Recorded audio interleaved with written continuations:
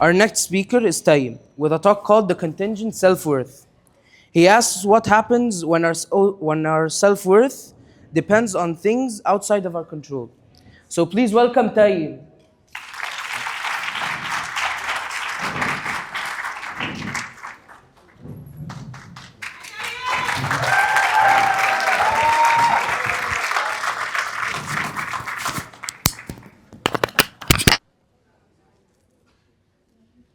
Think about the last time you got your results back. A grade, an exam, a match, or maybe just rankings in general. If it was good, how did that make you feel? Pride? Relief? Or maybe you felt the need to quietly glance at where everyone else landed on. If it was the latter, then you'll probably be familiar with this. That one quiet voice in the back of your head. The one that says it doesn't count if it's not the best, could have done better, or it wasn't 100%. If any of this clicked a switch in your brain, then this talk is for you. I want to tell you what it actually feels like to be at the top. On the outside, I imagine it looked like confidence. You're sure of yourself. You know what to answer next. But on the inside, I quietly glanced at where everyone else landed on before I could even feel anything about my own accomplishments. Sure, a 97 is great until someone has a 98. I helped people and I enjoyed it, so much so that I desired to be the person they relied on. But when I fall short, even by 1 mark, it sets me back. I lose all of that and I feel nothing but shame about it. And the sooner I knew it, I stopped learning to learn. I started learning to win, to stay relevant, and to not lose. For the longest time, I couldn't tell the difference between the two. We have a problem with how people view achievements. We're quick to celebrate it, congratulate it, or maybe just reward it. But we rarely ask, what did it cost to get there, to get said achievement? When we see a person getting top marks or an athlete scores a great season, we're quick to call them driven. But when the pace slows down, when they start to burn out, we call them sensitive or weak. When we see a person starting to rely on approval and recognition for their goals and accomplishments to feel like they matter, we call that work ethic.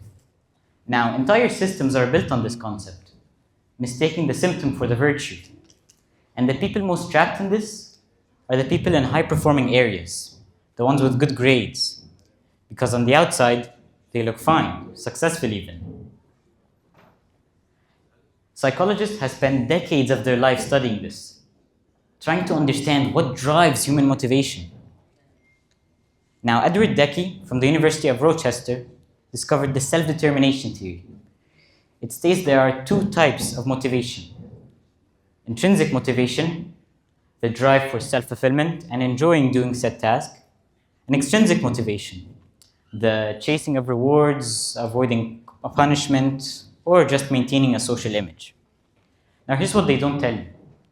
Extrinsic motivation has a dramatically higher chance of people developing depression, anxiety, or just what psychologists like to call contingent self-worth.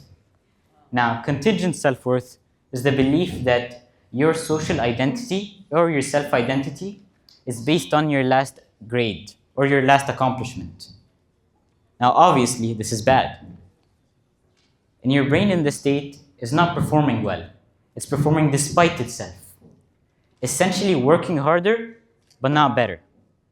And the difference between the two is as big as the difference between a stable academic future and an eventual collapse. Here's the main idea, and it's simpler than everything I've just said. The problem is not ambition, it's not competition, and it's not caring deeply about your performance. It's actually when your sense of self becomes contingent or the hostage of your results, when who you are is decided repeatedly by a number on a paper. And that, no matter what, is a battle you cannot win, not permanently at least. Because if second means worthless, then no amount of first places will ever be enough, because everyone who comes first eventually lands second. The healthiest form of ambition is not the one that keeps you going, it's the one that keeps you lasting. Now imagine this. Two students sitting the same exam. The first one is attending to prove something to themselves. But the second student is just going for an opportunity to learn. The first student sees every small question as a defense. Everything he can't immediately answer makes him uncertain. And uncertainty leads them to believe there's something wrong with them, or that there's something wrong with the entire quiz. But the second student takes his time on difficult questions. It doesn't mean anything on his mental. Now, both students might get the same score, but only one of them is building something that will last them 10 years ahead. Because the second student knows that difficulty is where learning truly lies. I want to ask you a question, and I want you to answer it to yourself. When you do well, when you genuinely do well, do you feel proud or relieved? Because those are not the same thing, and your body knows that all too well. Pride says, I built something. Relief says, I survived something. Now, pride is self-generating. It can grow and maybe be relied on. But relief is just borrowed time. It lasts until the next exam. If accomplishment becomes a way of holding something at bay rather than building something forward, that is not a character flaw. That is information. And information is the single most important thing you will be taking with you today. Now, I'm not asking you to stop competing or to care less. I'm just asking you to ask yourself just one question before the comparison and pressure starts to set in. Why does this matter? Not to anyone or a ranking, but to me. And if your honest answer has nothing to do with someone doing better or worse than you, then you are building something that is truly yours. And when someone does come first, and they will, take it as information, not judgment. Because sometimes losing can teach us more than winning ever could, only if we're willing to it. Now, I'll be honest, I am still learning this. There are still days when a grade feels like a verdict, when someone else's recognition feels like something stripped away from me, consuming me with envy whenever I'm outperformed or something. But I now know something I didn't know before. I know the difference between the work I do, because for once I'm looking forward, and the work I do because I'm afraid of what happens if I stop.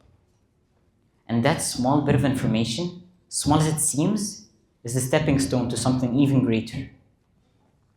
You are not your grade nor your ranking. You are not who you are when under pressure. You are who you are when all of that is gone.